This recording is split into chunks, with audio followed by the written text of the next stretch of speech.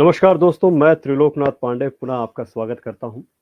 हिंदी शिक्षण मंच हिंदी है जिंदगी समाज्ञा की ओर से हम लोग एक कड़ी जो है शुरू किए थे और किए हुए हैं। और इस कड़ी में हम लोग बच्चों से संबंधित अर्थात उनके पाठ्य पुस्तकों से संबंधित कहानियों को आप तक पहुंचाने की कोशिश करते हैं।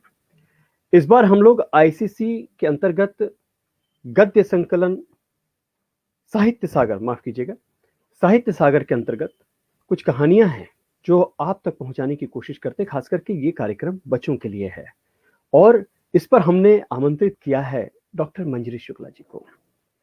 हर बार उस पाठ से हम एक कहानी बच्चों तक पहुंचाने की कोशिश कर रहे हैं और हमें विश्वास है कि आप लोग जुड़ रहे हैं और बच्चे इससे लाभान्वित हो रहे हैं।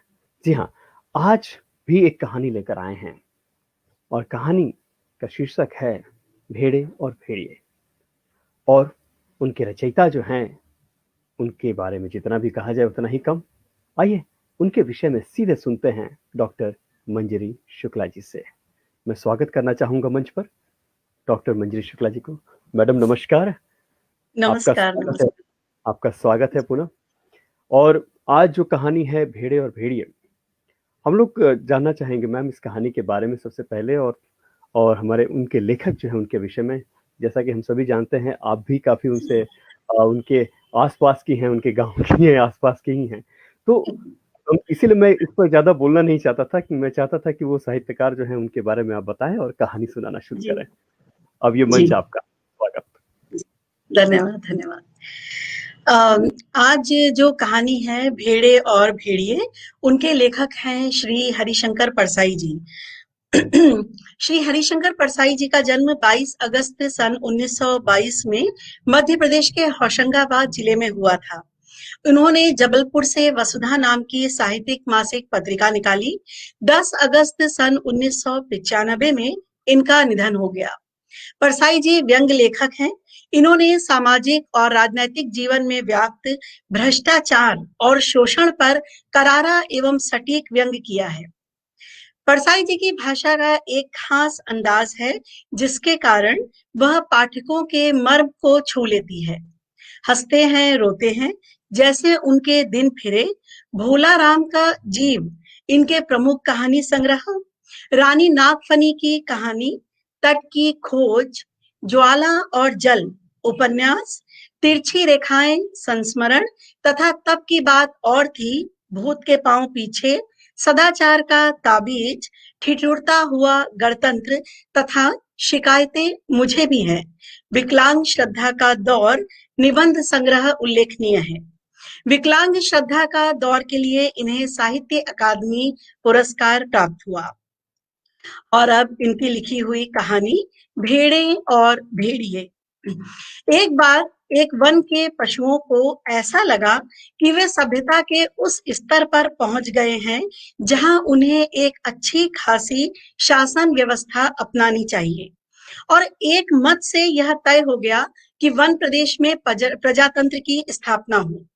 पशु समाज में इस क्रांतिकारी परिवर्तन से हर्ष की लहर दौड़ गई कि सुख समृद्धि और सुरक्षा का स्वर्ण युग अब आया और वह आया।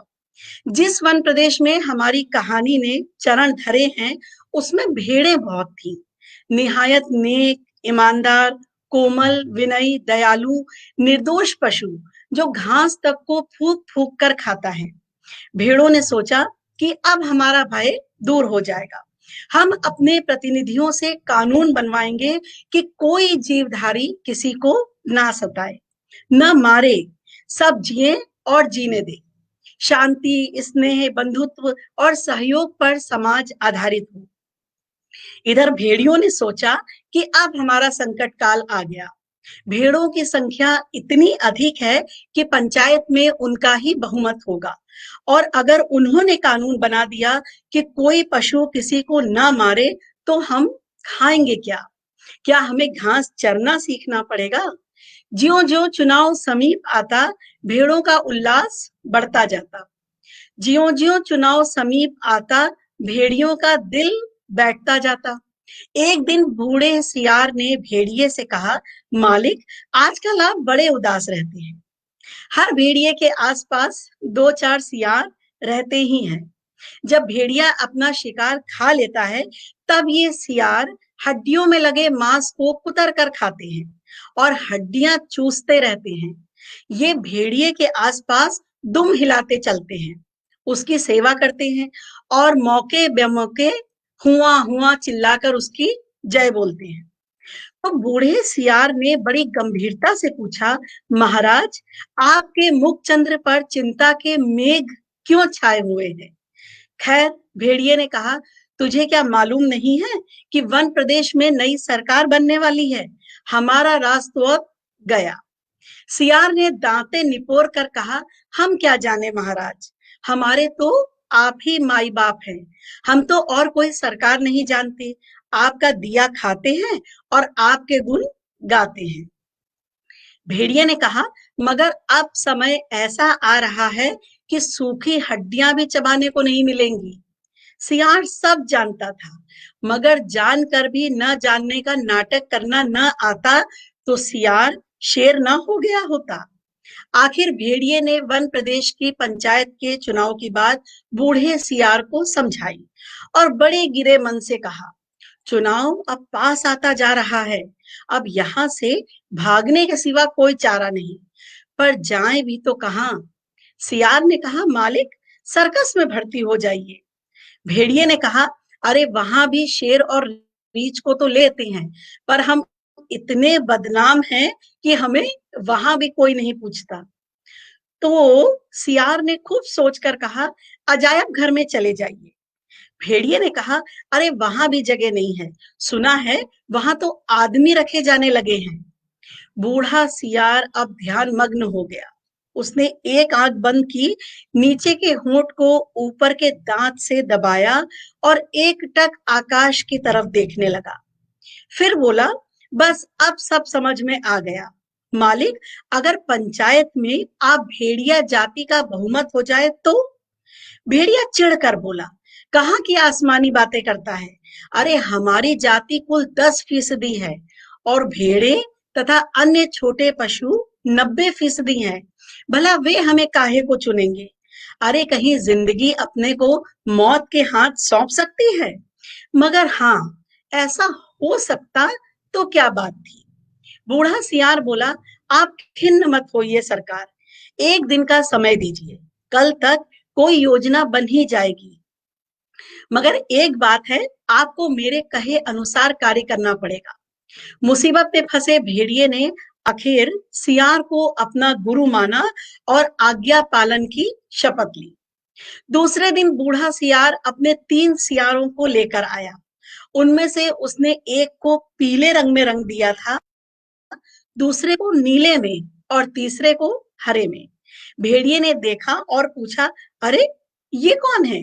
बूढ़ा सियार बोला, ये भी सियार है महाराज, मगर रंगे सियार हैं। आपकी सेवा करेंगे, आपके चुनाव का प्रचार करेंगे। भेड़िए ने शंका की, मगर इनकी बात मानेगा कौन? ये तो वैसे ही छल कपट के लिए बदनाम है। सियार ने भेड़िए का हाथ चूमकर कहा, बड़े भोले हैं आप सरकार। अरे मालिक, रूप रंग बदल लेने से तो सुना है आदमी तक बदल जाते हैं, फिर ये तो सियार हैं। और तब बूढ़े सियार ने भेड़िए का भी रूप बदला, मस्तक पर तिलक लगाया, गले में कंठी पहनाई और मुंह में घास के तिनके खोस दिए। बोला, अब आप पूरे संत हो गए, अब भेड़ों की सभा में चलेंगे, मगर 3 बातों का ख्याल रखना। अपनी हिंसक आंखों को ऊपर मत उठाना, हमेशा जमीन की ओर देखना और कुछ बोलना मत, नहीं तो सब पोल खुल जाएगी और वहां बहुत सी भेड़ें आएंगी, सुंदर सुंदर, मुलायम मुलायम, तो कहीं किसी को तोड़ मत खाना। भेड़िए ने पूछा, लेकिन ये रंगे सियार क्या करेंगे? ये किस काम आएंगे? बूढ़ा सियार बोला, ये बड़े काम के हैं, आपका सारा प्रचार तो ये ही करेंगे, इन्हीं के बल पर तो आप चुनाव लड़ेंगे। ये पीला वाला सियार बड़ा विद्वान है, विचारक है, कवि भी है, लेखक भी। ये नीला सियार नेता और पत्रकार है और ये हरा वाला धर्मगुरु। बस अब चलिए, जरा ठहरो, भेड़िए ने बूढ़े सियार को रोका। कवि, लेखक, नेता, विचारक, ये तो सुना है बड़े अच्छे लोग होते हैं, और ये तीनों बात काटकर सियार बोला, ये तीनों सच्चे नहीं हैं, रंगे हुए हैं महाराज। अब चलिए, देर मत करिए। और वे चल दिए। आगे बूढ़ा सियार था, उसके पीछे रंगे सियारों के बीच भेड़िया चल रहा था। मस्तक पर तिलक, गले में कंठी, मुंह में घास के तिनके, धीरे धीरे चल रहा था, अत्यंत गंभीरता पूर्वक, सिर झुकाए, विनय की मूर्ति। उधर एक स्थान पर सहस्त्रों भेड़ें इकट्ठी हो गई थी, उस संत के दर्शन के लिए जिसकी चर्चा बूढ़े सियार ने फैला रखी थी। चारों सियार भेड़िए की जय बोलते हुए भेड़ों के झुंड के पास आ गए। बूढ़े सियार ने एक बार जोर से संत भेड़िए की जय बोली। भेड़ों में पहले से ही यहाँ वहां बैठे सियारों ने भी जय ध्वनि की। भेड़ों ने देखा तो वे बोली, अरे भागो, ये तो भेड़िया है। तुरंत बूढ़े सियार ने उन्हें रोक कर कहा, भाइयों और बहनों, अब भय मत करो, भेड़िया राजा संत हो गए हैं, उन्होंने हिंसा बिल्कुल छोड़ दी है, उनका हृदय परिवर्तन हो गया है। वे आज 7 दिनों से घास खा रहे हैं, रात दिन भगवान के भजन और परोपकार में लगे रहते हैं। उन्होंने अपना जीवन जीव मात्र की सेवा में अर्पित कर दिया है। अब वे किसी का दिल नहीं दुखाते, किसी का रोम तक नहीं छूते। भेड़ों से तो उन्हें विशेष प्रेम है। इस जाति ने जो कष्ट सहे हैं, उनको याद करके कभी-कभी भेड़िया संत की आंखों में आंसू आ जाते हैं। उनकी अपनी भेड़िया जाति ने जो अत्याचार आप पर किए हैं, उनके कारण भेड़िया संत का माथा लज्जा से झुका है, सो झुका ही हुआ है। परंतु अब वे शेष जीवन आपकी सेवा में लगाकर तमाम पापों का प्रायश्चित करेंगे। आज सवेरे की ही बात है कि एक मासूम भेड़ के बच्चे के पांव में कांटा लग गया, तो भेड़िया संत ने उसे दांतों से निकाला। दांतों से? पर जब वह कष्ट से चल बसा, तो भेड़िया संत ने सम्मान पूर्वक उसकी अंत्येष्टि क्रिया की। अब तो वे सर्वस्व त्याग चुके हैं। अब आप उनसे भय मत करें, उन्हें अपना भाई समझे। सब मिलकर बोलो, भेड़िया संत की जय।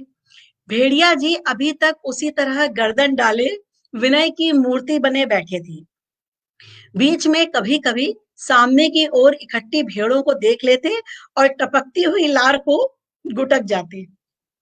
बूढ़ा सियार फिर बोला, भाइयों और बहनों, मैं भेड़िया संत से अपने मुखार विंद से आपको प्रेम और दया का संदेश देने की प्रार्थना करता, पर प्रेमवश उनका हृदय भर आया है।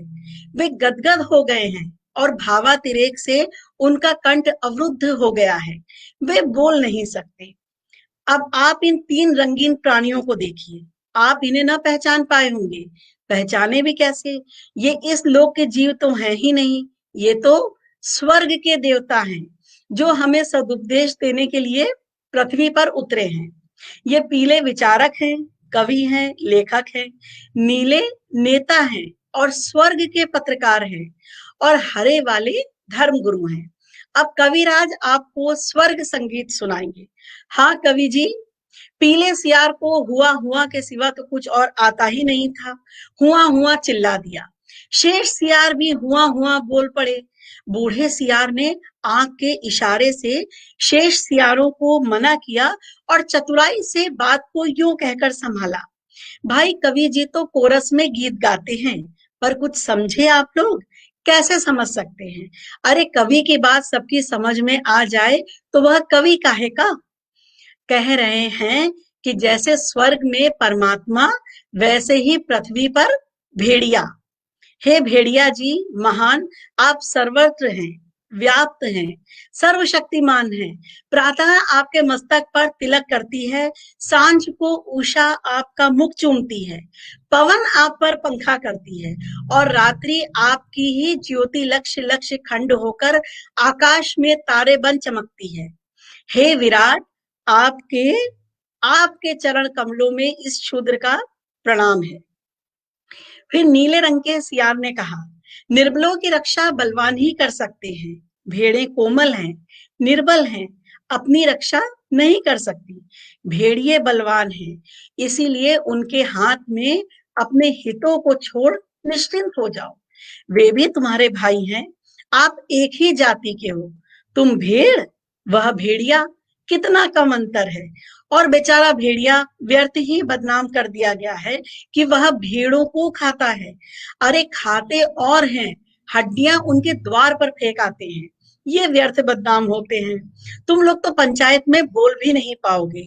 भेड़िए बलवान होते हैं, यदि तुम पर कोई अन्याय होगा तो डट कर लड़ेंगे। इसीलिए अपने हित की रक्षा के लिए भेड़ियों को चुनकर पंचायत में भेजो। बोलो संत भेड़िया की जय। फिर हरे रंग के धर्मगुरु ने उपदेश दिया, जो यहाँ त्याग करेगा वह उस लोक में पाएगा, जो यहाँ दुख भोगेगा वह वहां सुख पाएगा, जो यहाँ राजा बनाएगा वह वहां राजा बनेगा, जो यहाँ वोट देगा वह वहां वोट पाएगा। इसीलिए सब मिलकर भेड़िए को वोट दो। वे दानी हैं, परोपकारी हैं, संत हैं। मैं उनको प्रणाम करता हूँ। यह एक भेड़िए की कथा नहीं है, यह सब भेड़ियों की कथा है। सब जगह इस प्रकार प्रचार प्रसार हो गया और सब भेड़ों को विश्वास हो गया कि भेड़िए से बड़ा उनका कोई हित चिंतक और हित रक्षक नहीं है। और जब पंचायत का चुनाव हुआ तो भेड़ों ने अपनी हित रक्षा के लिए भेड़ियों को चुना और पंचायत में भेड़ों के हितों की रक्षा के लिए भेड़िए प्रतिनिधि बनकर आए। और पंचायत में भेड़ियों ने भेड़ों की भलाई के लिए पहला कानून ये बनाया, हर भेड़िए को सवेरे नाश्ते के लिए भेड़ का एक मुलायम बच्चा दिया जाए, दोपहर के भोजन में एक पूरी भेड़ तथा शाम को स्वास्थ्य के ख्याल से कम खाना चाहिए, इसीलिए आधी भेड़ दी जाए। तो ये थी हरिशंकर परसाई जी की लिखी कहानी भेड़े और भेड़िए। बहुत बेहतरीन प्रस्तुति मैडम, आपके मुखारबिंद से ये कहानी सजीव हो गई। बहुत बेहतरीन पंक्तियां थी कि जो यहाँ राजा बनाएगा वो वहाँ राजा बनेगा, जो यहाँ वोट देगा उसे वहाँ वोट मिलेगा। जी बिल्कुल मैम, उद्देश्य की ओर बढ़ेंगे और जानना चाहेंगे आपकी टिप्पणी पे इस पर। जी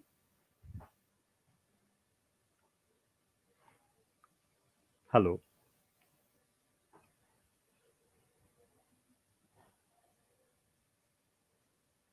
शायद तकनीकी कारण से कहीं चूक हुई है। मैडम जब तक जुड़ती हैं,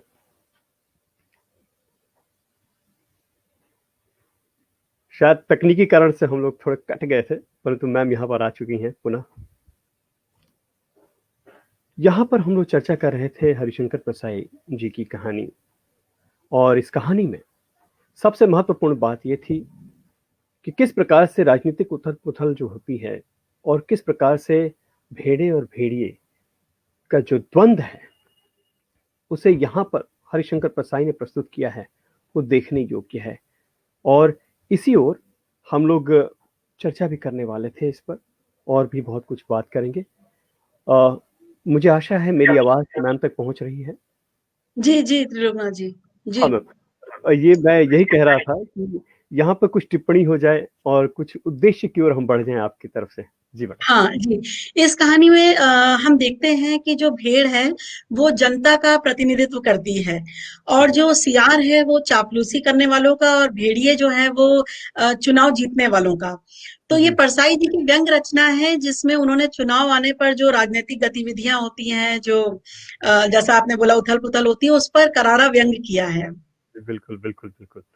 जी बिल्कुल।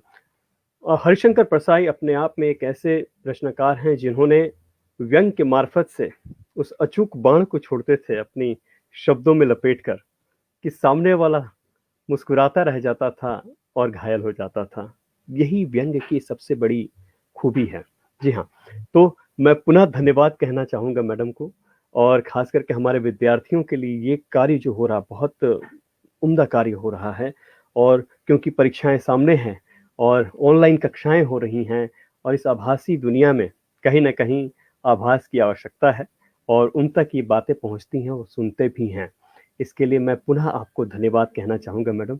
आईसीसी का ये पूरा जो कुनबा है आपको नमन करना चाहता है, धन्यवाद कहना चाहता है। मेरा और इससे हम लोग सौभाग्य। निश्चित तौर पे आगे भी हम लोग जुड़ते जाएँगे।